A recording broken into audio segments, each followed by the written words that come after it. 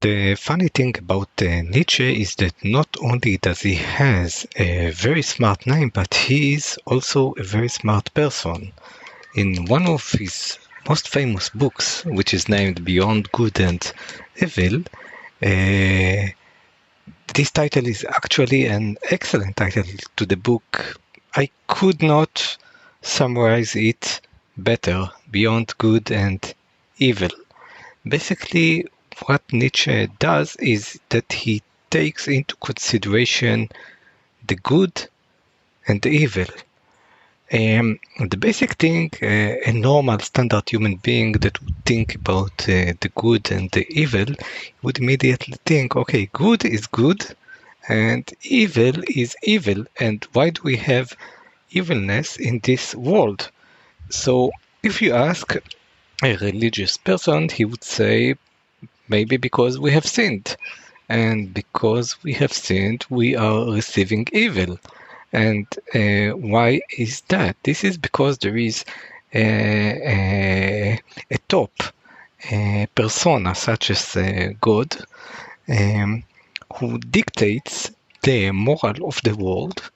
And the Christianity and the Judaism and so forth believe in this entity, which very may well be exist. We do not say that they are wrong, God forbid, but this is the root of the good and evil. The root of the good and evil is to say that evil is a bad thing, and if there is an evil, it comes from an outside entity to us, or maybe from us to us, because we have done something wrong. And so when Nietzsche thinks of it, he thinks, is there really, because he says beyond good and evil, is there really such a thing, a good thing or an evil thing? Because if we look just at nature, then let's say that we see an ant that eats the grass.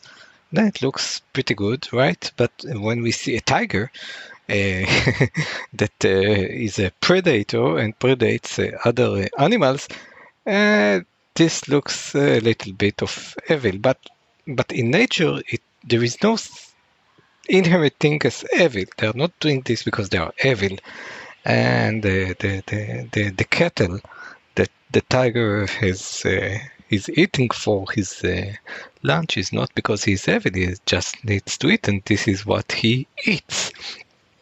So basically, Nietzsche is saying in nature there is no good and evil, and the same thing for us. Also for us, there is no good and evil. Even if you think that something is very evil, then it's not really evil. So this brings us to the thinking of why did we invent good and evil, and this comes to religion, and then we self-inflict, and then things get much worse even, because not only do we have good and evil actually, of course we don't want to have evil, we don't consider any infliction of pain a good thing, but if we look at it from the outside, then there is infliction of physical pain on the nature, as we just described with the tiger. So it just exists in nature, and over there we do not call it evil. This is just nature. And so we said that in the humans, due to the religion, we do talk in terms such as good and evil. And we need to remember that Nietzsche was originally a philologist, so he's very concerned with the language. And because we do consider things as evil, then we say that there must be a reason for them. And what could be the reason for this evil? The reason for the evil could be that we have done something wrong to deserve this evil. Now, not only are we being inflicted with pain, now we are also the cause of the infliction of the pain on us, which is even a worse situation according to Nietzsche. And so in Nietzsche's perspective, there are multiple kinds of moralities.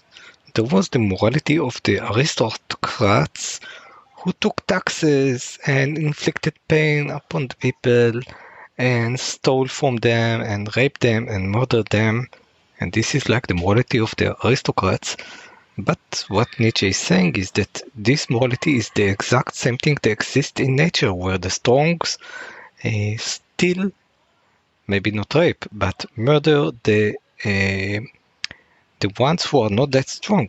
And with the church and with the prophets and with the clerics, we are trying to impose something which is not natural upon nature. This sounds horrible, but in Nietzsche terms, he says that it's more horrible to think that there is good and evil, and because there is evil, then you inflicted the pain upon yourself because you did something wrong. So this whole topic is rather complex. I mean, there is no... I don't think there is a way out of this, because evil is a bad thing, and if there is no evilness and there is just nature, we are left with the bad things, with the problematic physical pain infliction. And so this was a brief summary to why Nietzsche did not only have a very smart name, but also very smart books.